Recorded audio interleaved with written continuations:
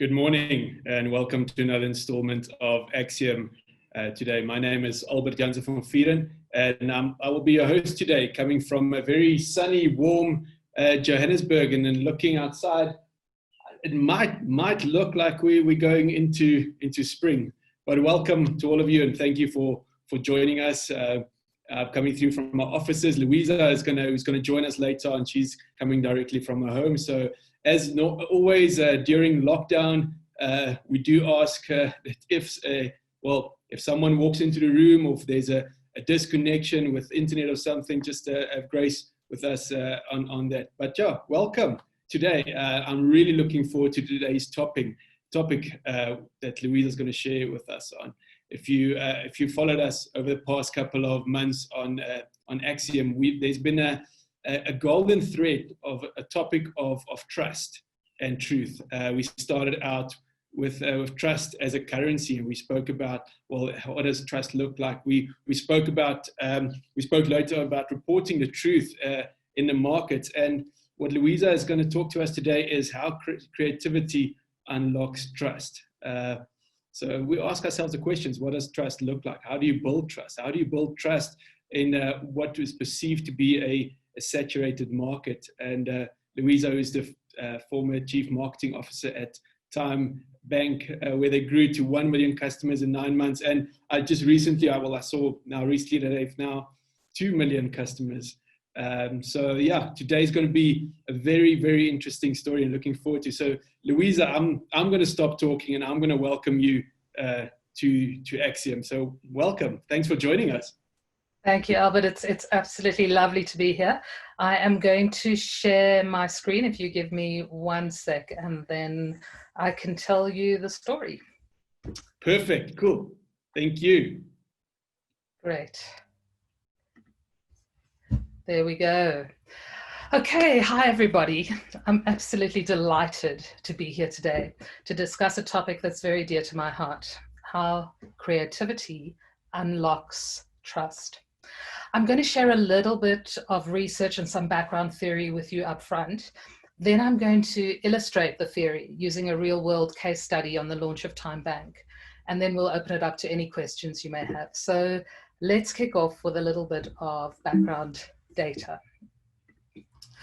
So I want to first share some insights on how creativity generates business value. This is the Brand Z or Brand Z study run by WPP Kantar. It's the world's largest and most credible annual study of brand value. The Kantar has a database that includes data that's gathered from over 3.8 million consumers about their attitudes to and relationships with 17,801 brands across 512 categories in 51 markets. This annual study produces more than 5.3 billion data points, and Kantar uses this data to compute brand value using quite a complicated analysis of both these companies' financial data overlaid with the impact of consumer attitudes. And it shows that over the past 14 years, from 2006 to 2020, the Brand Z top 10 powerful brands portfolio increased in value, that's that top blue bar, increased in value by 285%, while the S&P 500 rose by only 120%. And what's more interesting, particularly in light of the topic that we're talking about today, is that it also shows us that strong brands are more resilient during periods of market volatility. So when turbulence drives markets down, strong brands decline more slowly. And when markets recover, strong brands rebound more quickly. And you can see that from the movement there around the 2008 financial crisis. But you can also see a big dip right at the end of the study, and they published it in March, April. Well, that last bit is March 2020. So it's just before the COVID crisis really hit. But if you look at that period, the 5 weeks between February 14 and March 20, the MSCI World Index, the S&P 500 dropped 75% and 51% respectively. But the portfolio of brands with the highest equity, the Brand Z top 10 most powerful brands, dropped only 37% before turning upwards. So clearly there's obviously going to be more volatility to come, and we've seen that over the last couple of months. So the story isn't over, but the graph clearly illustrates that strong brands really do provide a reliable positive return on the investment that was made in building them. So brands are really powerful tools to inspire trust. What do? They actually build memory structures in our brains. They act as heuristic devices that provide us with freedom from fear. So they like risk mitigating devices that work very much at a subconscious level in our minds. I mean, if you just for an example, think about it, Uber, the brand, gives us the confidence and the trust to actually get into a stranger's car anywhere.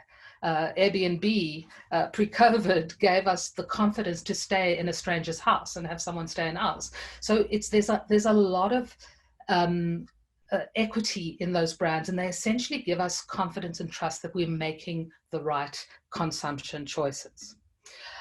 So the Brand Z study consistently finds that all of the brand building factors that produce strong shareholder returns and inspire consumers to select one brand over another, of all of that, the most important drivers are meaningful difference. So what does that mean in sort of plain English? It's that those brands have market power and price premium, and they have that because they're able to relevantly meet the functional and emotional needs of consumers in ways that really stand out from the rest of the players in the market. They're trendsetters, they are unique, they're different. And another interesting finding of the study, which is also very relevant to our discussion today, is that there are two factors that principally drive meaningful difference.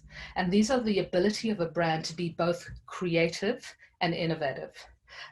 So let's just take a quick step back and understand what these concepts of meaningful, different, and the third pillar, which is salient, are. Remembering that financial success for brands depends on all three of those qualities.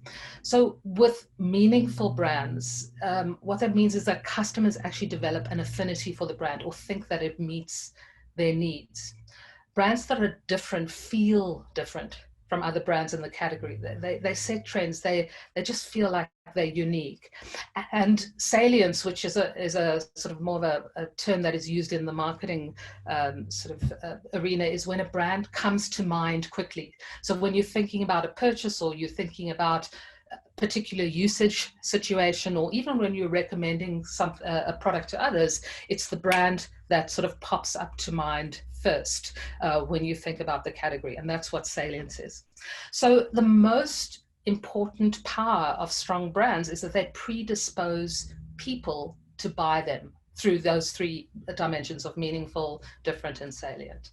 The challenge for us as marketers or business is that it's very hard to decompose how much of a brand's revenue comes from people's desire to buy it, like in other words, their predisposition to choose one brand over another, and how much actually comes from advertising activities at that point of purchase or in that moment of truth. So like, for instance, the incentives to buy the brand, which we achieve through running sales promotions or activations or various other marketing activities. And it's so important to understand this, but it's really, really hard to do so. What is the right combination of brand advertising versus performance drivers in your specific category? And there's no simple answer or easy solution to this. So it varies by target audience, by category, by market, etc. So it's the challenge that of finding that ideal balance between brand and performance that keeps certainly myself as a marketer up at night. So just to come back to the Kantar study, that they found through this in-depth analysis of the data that they collected 5 vital signs that really support brands in attaining the status of meaningful difference in the minds of their target audience. And some of this you would know. So the first one is brand purpose or purpose. And according to Kantar, they found that, even less than 5 years ago, brand purpose, social and environmental responsibility really had a very negligible impact on whether a brand was perceived as being worth more than it costs. But since then, and specifically today, the impact has increased around sixfold. So purpose is at the essence all about customer insights and really understanding our customers. And it's about taking that insight of your customers and what their true needs are, what their pain points are, what their beliefs are, and taking that to the center of your business and the core of your business strategy, because essentially strategy is really the process of deciding what you should do and what you shouldn't do, what you choose not to do. So you have to have a very, very clear idea of what your brand purpose is, and then you base all your decisions on whether it aligns with or progresses your purpose as a business. The second vital sign is innovation, and there's quite a common misconception that creativity and design are just about aesthetics, how pretty things look. And therefore, there's very little understanding about the strategic and economic importance of these elements. And it's so important to know that design is not just about how a product looks or behaves. It's central to the overall mission and vision of the company, and it should be used as a strategic differentiator. In rare cases, customers' pain points are so deep, or their pain is so deep in a particular category or service category, that they're willing to put up with a lot of pain and a lot of bad design in order to get their pain solved, their pain point solved. But over the last couple of years, and all of you would be aware of this, mostly technology brands, but also non-tech brands as well, have used very creative business models, innovative solutions, and processes powered by technology to deliver products and services that are designed around alleviating customer pain points and also personalized to meet individual needs. But they're still, because it's using technology, able to produce these services or these products at scale. So solving these kind of big challenges really depends on gathering and using data effectively if you really want to disrupt a market and lead in that market. The next one is really communication. So I'm going to show you some examples a little later that great, highly creative and emotionally resonant advertising has proved time and again that it can shift the needle, both for long-term sort of brand building and predisposition, as well as short-term sales. And there are lots of studies that support this. In terms of experience or brand experience, this is a really important factor that underpins great brands. And really creating great brand experiences are all about meeting previously unmet needs, facilitating customers' jobs to be done, eliminating friction in a process in a unique way for a market category or industry. In most cases, it's about using a better technology solution to enable a more seamless or omni-channel journey, or to delight customers with unexpected personalizations. And this, it's so important to realize that consumers don't really care about what's underneath, the engine underneath the product or service. They just care about what they see, feel, and experience, and what it allows them to do. So a well thought out product or service design brings a unique combination of creativity, aesthetic sense, and deep customer understanding that embraces the full customer experience and ultimately leads to higher engagements. And if consumers don't love and trust the experience enough to sustain engagement, then your product ultimately will fail. And then finally, and hugely importantly, there's brand love. And I'm going to talk a little bit about how you build brand love. The marketing term for this is affinity.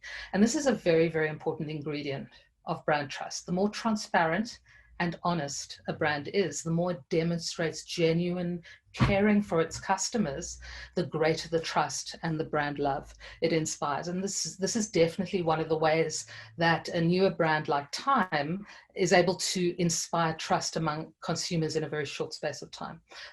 Keep on using Time, particularly when you know, as the new kid on the block, we didn't have the years of tradition or the tried and tested processes to both create that sense of trust, but also in a way to constrain just how far we could innovate. So customers certainly find reassurance and certainty in the brands they trust, and they look for trusted brands specifically. So these are the 5 pillars that BrandZ has found that underpin this concept of meaningful difference. But it's really also important that we know that to get noticed, we need to be creative.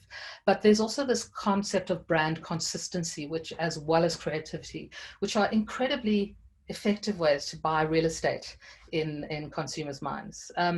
This is data from another key tracking study that has consistently found over the last 20 years that emotionally driven creative campaigns are far more effective on almost all business metrics, especially when you're looking over the long term. And this is a study that's a tracking study that's done by the IPA in the UK, and they found that emotional campaigns are almost 2 times more likely to achieve top-line profit performance than rational campaigns, and over 2 times as efficient at driving market share growth as well. Another study over 50 years of the Effie's Awards winners, and this is Effie's focuses on effectiveness. A guy called Mark Ritson has been looking at the data for the past 50 years, and he found that creativity increases the chance that an advert will be noticed and remembered by over 40%. So it's hugely important to create brand assets that are very distinctive, that stand out, that disrupt, because this will certainly increase their effectiveness. And then the last study I want to mention is this very recent study by McKinsey. And I think this is critically important in the age we live in today, is they found that the ability to enhance creativity with the insights gained from customer data is hugely powerful across the business. Companies that really look at creative communication and data in tandem have growth rates, they say, twice as high as companies that don't. And it's really about integration, according to them. So those who unify the two can see up to 10% growth over their competitors in the market, who still employ both creativity and data, but don't integrate them as effectively.